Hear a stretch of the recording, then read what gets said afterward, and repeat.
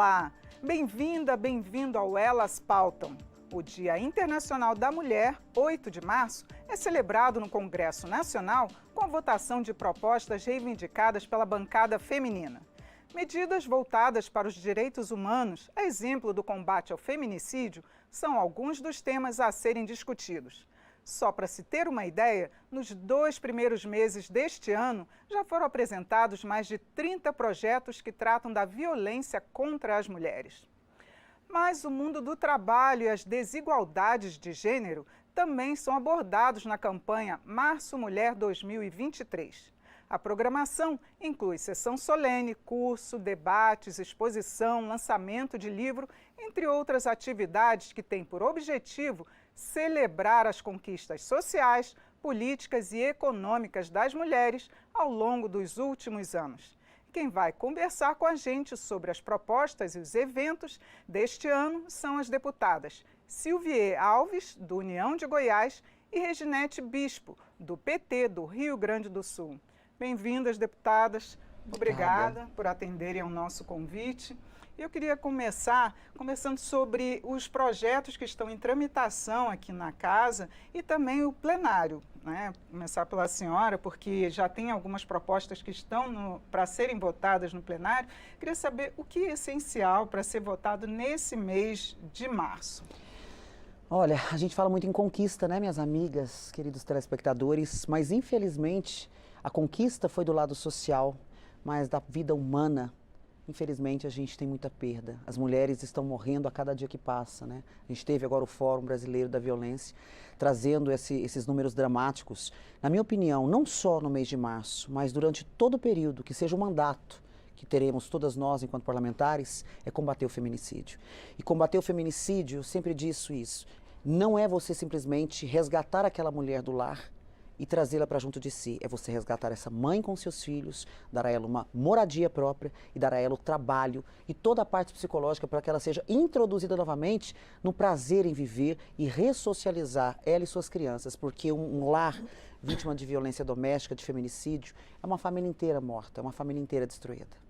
Deputada Reginete, a senhora que tem uma campanha voltada para o combate ao racismo também, queria que a senhora falasse dessas propostas que estão voltadas para a mulher, principalmente a mulher negra. É uma alegria estar aqui nesse debate.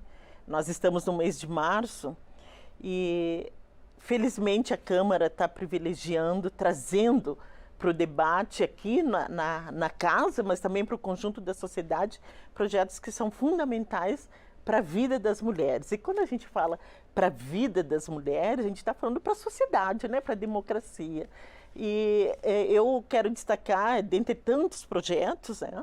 Um projeto que trata, porque a vida das mulheres, ela também está garantida quando a gente o Estado garante condições de vida para essa mulher. Então, geração de trabalho e renda. Né? Nós sabemos que durante a pandemia, né, quem mais sofreu com perda de emprego, né, quem mais morreu com tudo que se viveu naquele período foram as mulheres, especialmente as mulheres negras. Exato. Então, geração de trabalho e renda. Está em debate na casa, na semana passada aprovamos, né, uma linha de crédito especial com juros baixíssimos que incentiva o empreendedorismo das mulheres, especialmente das mulheres negras. Também se debateu um selo para as empresas que acolhem e respeitem as mulheres, né? E que tenham políticas de inclusão, de desenvolvimento para as mulheres. Mas hoje está em debate também um conjunto de projetos de lei, mas tem um que para mim é fundamental, né? Que é não é não. Quando a mulher diz não, é não, contra o abuso sexual, contra a violência sexual, principalmente à noite, né, nas casas noturnas. Então, isso é fundamental. E nós sabemos que nesse conjunto de violências, o feminicídio, a violência sexual, recai sempre mais sobre as mulheres e as mulheres negras. Então, nós temos exigido, colocado como centralidade que não basta discutir gênero. Temos que discutir gênero e raça. Exatamente. Né? Gênero e raça. E é tão interessante a deputada colocar essa situação, porque muitas pessoas acham que é uma conversa por partido. Não, não é não, isso é estatística. As mulheres pretas são as que mais são assassinadas no Brasil, seja porque às vezes não tem tantas condições reais como as outras têm. Então é a gente, literalmente, independente de partido político que nós estamos aqui, é a gente se unir. Quando fala ninguém solta a mão de ninguém, é isso que a gente tem que segurar agora.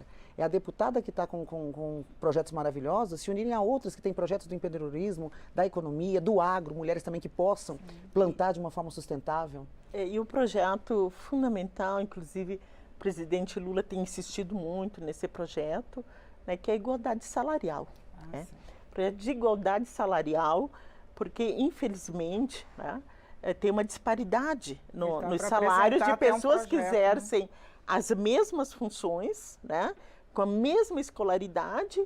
Se você comparar os salários de uma trabalhadora branca contra o homem branco, a diferença é de 50%, chega até 50% de salarial. Agora, se pegar de uma trabalhadora, mulher negra, na mesma função, com a mesma escolaridade, a diferença pode chegar de até 70%. Né?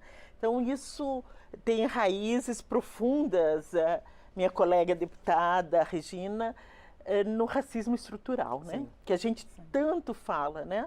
Não é só porque é mulher, sobre nós recai as duas discriminações, a interseccionalidade de diversas discriminações, por ser mulher, por ser preta, por ser pobre. Né? Então, isso pesa de uma forma desagregadora. Por isso, nós temos colocado muito a necessidade de qualquer política pública nesse país, do ponto de vista econômico, do ponto de vista social, saúde, educação, tem que colocar o racismo e o machismo como categorias estruturantes das desigualdades. Sim, agora, deputada Silvia, a senhora também está à frente de uma frente parlamentar que é para combater a violência doméstica, não é? Eu queria que a senhora falasse um pouquinho mais que trabalho que o Congresso pode fazer, porque a gente já tem diversos projetos, a gente tem a lei do feminicídio, o que mais ainda pode ser feito para se combater essa violência doméstica? Essa frente mista, né, para a gente tentar levar o debate tanto para o Senado quanto para a Câmara Federal, é exatamente disseminar essa sementinha. A gente precisa levar essa discussão. Agora, recentemente, com uma reunião com a ministra das Mulheres, eu achei sensacional, porque Goiás, impressionantemente, meu estado, não tem uma casa para receber uma mulher vítima de violência. Existem aquelas que são no anonimato, que saem de outros estados, mas precisam ser escondidas, uma nova identidade. Mas é um absurdo eu não ter hoje uma referência num estado que é um dos que mais matam. Se não me engano, a gente está em 5º lugar em feminicídio em relação aos demais países, estados da federação. Eu quero levar isso como proposta política. A ministra falou que a partir de agora todo o estado vai ser obrigado a construir a Casa da Mulher brasileira. Mulher brasileira, né? Isso é essencial. Isso é essencial, porque a vítima de violência, ela tem que enxergar que ela tem um cantinho para que ela seja socorrida, para que ela esteja ali. E eu fiz um projeto de lei agora que eu espero, por mais que me digam, Silvia, isso vai bater na inconstitucionalidade da lei, não vai passar na mesa. Eu falei, mas a gente vai abrir o debate e vai passar sim, porque o momento é urgente, que é o homem ser preso imediatamente com crime de ameaça de morte. Hoje nós temos uma escala, uma escadinha para se chegar ao feminicídio. Então hoje primeiro eu tenho o convívio com aquele homem, depois eu tenho a agressão física ou psicológica, depois tem a ruptura. Nessa ruptura vem a ameaça de morte, essa ameaça de morte. Esses homens que são ali com medida protetiva, eles não estão respeitando a lei, porque eles estão livres. Eles não têm sequer uma tornozeleira eletrônica. Então, eu tenho que ser, o poder público, o Estado, a federação, tem que frear esse cara, para que ele não chegue a cometer o feminicídio. A gente viu um desmonte total do que já se havia construído, né, no sentido de um sistema de proteção, de uma rede de proteção e acolhida às mulheres. A Casa da Mulher Brasileira é fundamental. Também a ministra Cida, do Ministério das Mulheres, tem dito que vai disponibilizar a Patrulha Maria da Penha para todos os municípios, cidades que se planejarem para ter, né? Então, esses instrumentos de proteção, de acolhimento, de orientação são fundamentais. Agora, tem um outro tema também, que é a violência política, que eu queria que a senhora abordasse, porque a gente tem aqui na Câmara um observatório da mulher brasileira, e geralmente se fala na época das eleições, a gente fala da violência política, mas muitas mulheres sofrem, inclusive, durante o mandato, seja no legislativo ou no executivo também. De que forma que isso pode ter mais políticas públicas para combater essa violência? Sim. Infelizmente, a gente tem observado que na medida em que as mulheres, né, e as mulheres negras vão ascendendo, ocupando determinados espaços de poder e decisão, essa violência vai aparecendo com muita força, com muita contundência, que é desde cortar a palavra, né, não respeitar a tua palavra, né, assédio, né, que a gente tem verificado, diminuir a condição política, porque é mulher, porque é negra, né? E alguns casos que a gente tem acompanhado, ameaça de morte, né? Porque não ataca, né, a posição política dessa mulher, né? Tanto do ponto de vista ideológico, quanto do ponto de vista da defesa dos direitos da mulher. Então, é um negócio assustador, que exige, né, pede que a gente trabalhe com muito afinco nisso, crie legislações também criminalizando o agressor, né? E porque isso é uma realidade que chegou para ficar, na minha opinião. Acho que o financiamento público da campanha eleitoral tem possibilitado que mulheres ocupem mais esses espaços, né? A própria organização e articulação das mulheres, né? Infelizmente ainda somos minoria, né? Nós podemos celebrar que hoje nós somos a maior bancada feminina de toda a República, aqui na Câmara dos Deputados, mas né? Mas ainda somos uma minoria, porque nós somos 51% da população. Devíamos ter uma representação de 51%. Né? Então, eu sonho e vou trabalhar com muito afinco aqui, estou estudando já um projeto de lei para criar paridade de gênero e raça nas cadeiras dentro do Congresso Nacional e todos os espaços legislativos. Acho que é uma forma de enfrentar a violência política, né, que a gente é submetido nos espaços políticos, que não é só dentro dos legislativos. Isso começa lá dentro dos partidos políticos, quando não nos priorizam, quando a verba chega diferenciada, né? Quando a prioridade toda, tanto do comando do partido, quanto das candidaturas são de homens brancos, né? Então, ela precisa ser regulado isso, com mais precisão, a valorização da mulher na política, a partir dos partidos, até chegar nas instâncias máximas do poder, né? Sim. Inclusive, deputada Sylvie, os partidos, geralmente, eles estão, como é uma cota mínima, né, de 30%, até são de obrigados, recursos. tá? É bom que a gente deixe bem claro aqui, os partidos são obrigados a gastar esse dinheiro com a gente. Não deveria ter essa palavra obrigação, né? Não deveria ser uma obrigação. Os partidos não têm incentivo até para fazer mais do que o mínimo, não é? Como que o Congresso pode incentivar para que seja só o piso, né? E não o máximo que eles investem em mulheres? Eu acho que é a divulgação da política mesmo, da mulher na política. O governo, acho que por meio de mídia televisiva, mídia de internet, que hoje em dia é tudo muito forte, é divulgar que nós mulheres somos tão boas quanto, talvez até melhores, porque somos mais sensíveis. Eu falo isso que onde tem uma mulher, pelo amor de Deus, um lar, né? Que tem uma mãe ali, o tanto que ele é fraternal. Então nós temos a sensibilidade, temos a inteligência, a capacidade, mas precisamos replicar isso. Precisamos colocar na cabeça de outras mulheres que elas também têm esse poder dentro de si. Porque às vezes não tiveram a oportunidade da escolarização, não tiveram a oportunidade social de um bom trabalho, mas quem sabe, se ela não entrar na política, ela não vai arrebentar. Porque ela sabe de todas as dificuldades que ela já viveu no lar dela. E ela pode reproduzir isso melhor do que ninguém, que é a política social, que eu acredito que hoje nós duas, né, nós três aqui estamos debatendo. E chamar uma atenção que eu tenho percebido, e aí eu queria até deixar claro, porque eu sei que homens também assistem esse programa, muitos, que muitos deputados estão vindo para discutir sobre violência doméstica. Mas até que ponto que os nossos deputados, homens, estão trazendo isso com a alma, com a verdade, e com afinco de ir até o final do projeto, da aprovação, não somente para ganhar mídia em jornais ou eleitorados, que nós somos a maioria enquanto mulheres votantes, mas que isso seja um projeto real. que os homens nos acolham também dentro da Câmara para entender que ele vai ter uma filha, ele tem uma mãe, ele tem uma irmã. Então, nós fazemos parte do conjunto da família desses homens. Que nos acolham, mas não nos tirem o protagonismo, De jeito né? nenhum, de jeito nenhum. Isso é fundamental. Né? E que um dia nos permita presidir a Câmara, por exemplo, porque não? Sim. Quantas mulheres competentes a gente vê ali? Sim. Inclusive, aumentar o número de mulheres na mesa diretora, que isso já tem sido tentado, já tem agora, pelo menos tem uma participação feminina, mas ainda não tem nem equidade, né? Sim, Isso. não tem equidade. E não é muito fácil, não. Muita negociação para garantir a presença das mulheres, né? O meu partido ali tem hoje, né? A gente colocou a deputada Maria do Rosário, né? Na segunda secretaria, que é um espaço Votei bem nela, importante. inclusive. Mas sabemos também que não foi fácil. Né? Imagina. Mas eu gostaria de um outro tema, um último tema, que daqui a pouco nosso tempo acaba. É a saúde, a violência contra a mulher nessa área da saúde. A gente tem a violência da parte geriátrica, a gente tem visto esses estupros na área da saúde. Que projetos ainda precisam passar?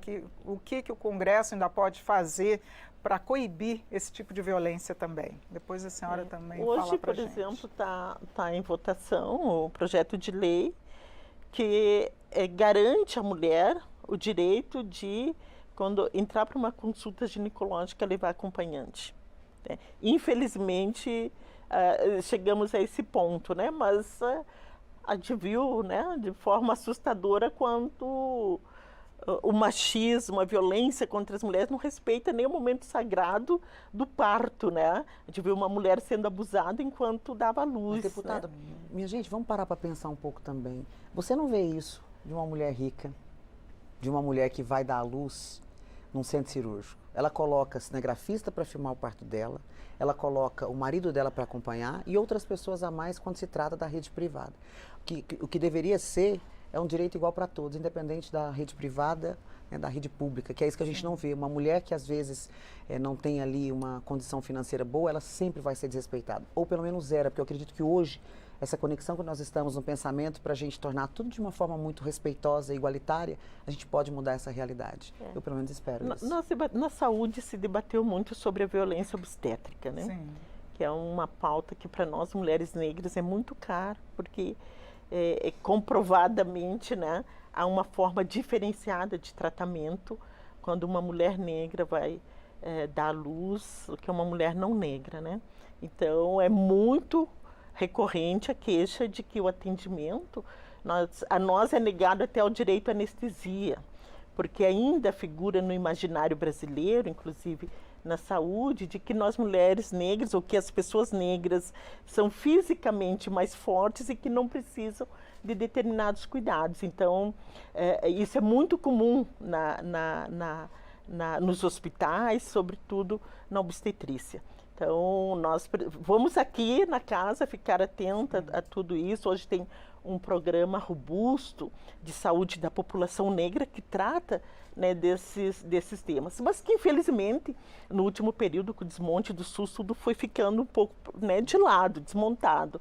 E a gente vai trabalhar, público que nos ouve, Regina, né, com muito afinco para recuperar essas políticas públicas e aperfeiçoá-las, né, no sentido de garantir o direito das mulheres, independentemente da cor, da condição social ou do credo que ela defende. É um tal do preconceito e desrespeito que a gente nem deveria estar debatendo sobre isso, e sim sobre outros tipos de avanços. Mas, infelizmente, a gente ainda está muito pequenininho com a realidade, né? A gente precisa mudar muita coisa. E queria também agora abordar os eventos que a Casa está promovendo. Queria que as senhoras comentassem um pouco, porque a gente tem cursos, debates aqui. O que a senhora recomenda aqui que das pessoas participarem? Que aproveitem tudo, gente, pelo amor de Deus. A partir do momento, não é só porque é 0800 gratuito, não, é porque é de um conhecimento, de um engrandecimento muito, muito forte. E o que eu mais gostaria de ver, sabe o que é, minha gente? Ver a população participando mais conosco. Hoje existe uma demonização muito forte da política. Ah, porque a nossa deputada é do PT, ela faz. Não, porque a Silvia é do... Não, isso aqui é para uma nação geral.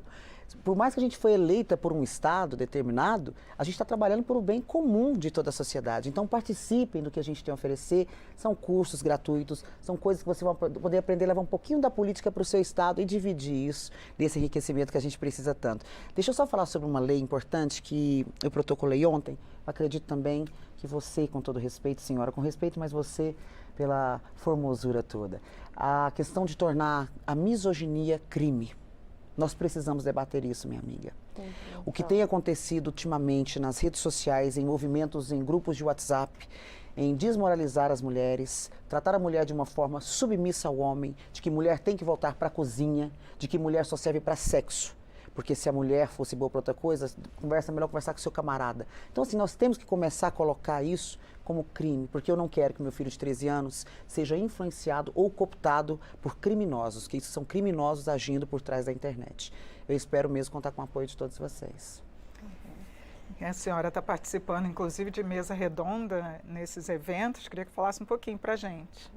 O mês de março começou bonito aqui.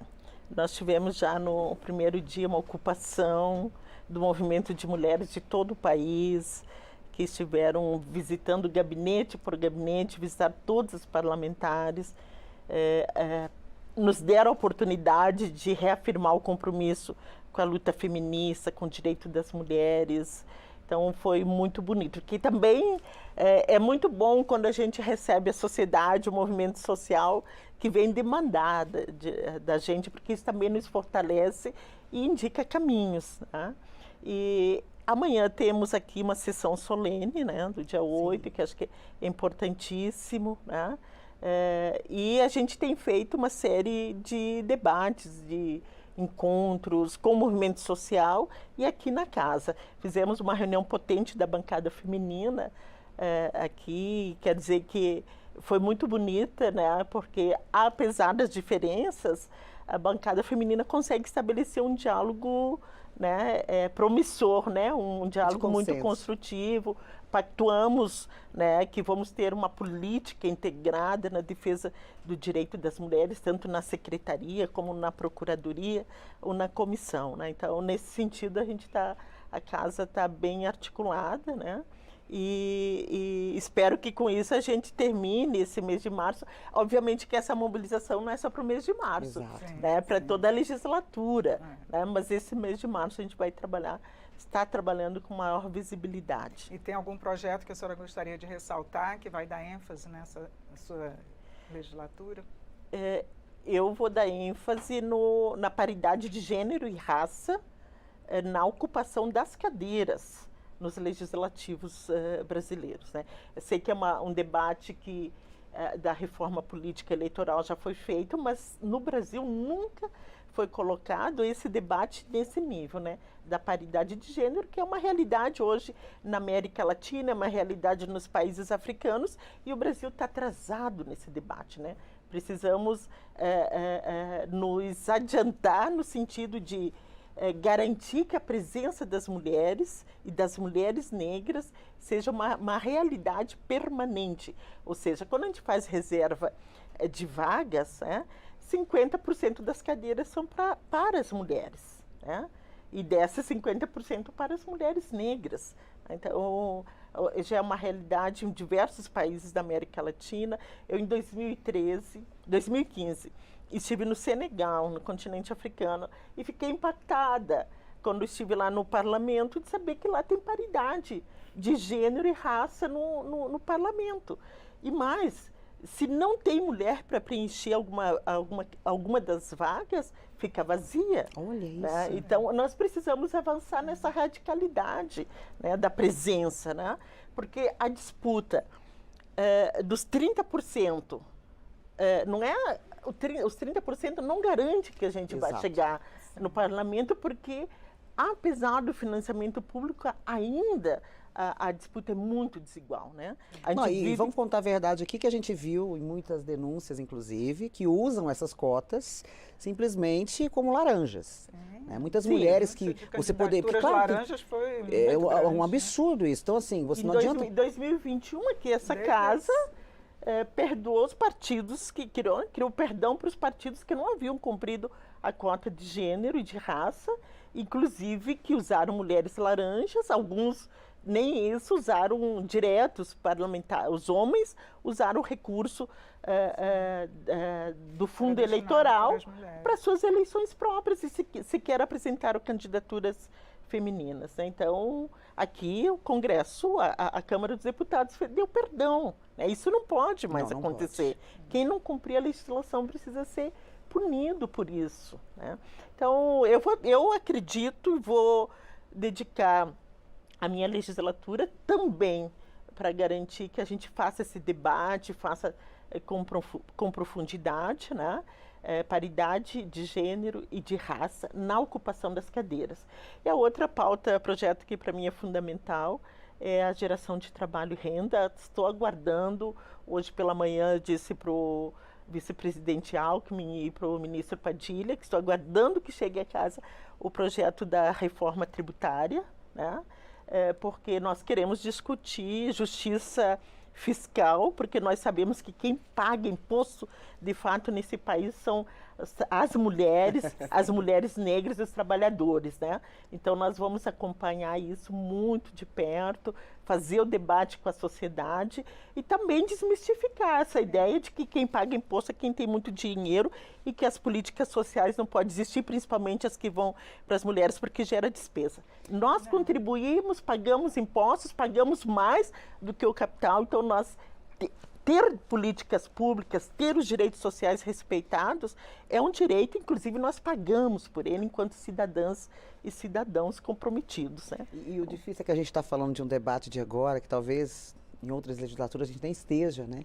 Mas uma coisa ainda para a gente pensar em evoluir em 10, 15, 20 anos. Mas pelo menos que mudemos... Tem que iniciar o debate, pelo menos, né? Que mudemos a cabeça dessas crianças e jovens que estão por aí. É um sonho, mas não é difícil não, porque olha só... Pensa, boazinha desse jeito, mas tem uma cara de brava, só quando vai para uma discussão, isso ganha uma discussão fácil. Bom, deputadas, eu agradeço muito a participação das senhoras aqui no Elas Pautam, que a gente possa discutir não só em março, né, os temas femininos, os projetos que vão ser discutidos aí ao longo do ano sobre as mulheres. Eu agradeço a oportunidade. O mês de março para nós é um mês rico para os debates, por causa do 8 de março, nós temos o 14 de março, aniversário do assassinato da vereadora Marielle Franco, né? Nós temos o 21 de março, Dia Internacional da Luta contra a Discriminação Racial, e parabéns, Regina, por trazer esse debate e nos proporcionar esse momento de reflexão e de compartilhamento com o público que nos acompanha. Obrigada. Eu agradeço você também. Vi dizer com um olhar bem atento e carinhoso sobre as mãezinhas solo e as mãezinhas vítimas de violência, que elas tenham um lugar de destaque na sociedade para que elas recuperem as suas famílias. Obrigada. Eu conversei sobre as propostas e os eventos da bancada feminina para a campanha Março Mulher 2023. Foi com as deputadas Silvie Alves, do União de Goiás, e Reginete Bispo, do PT do Rio Grande do Sul.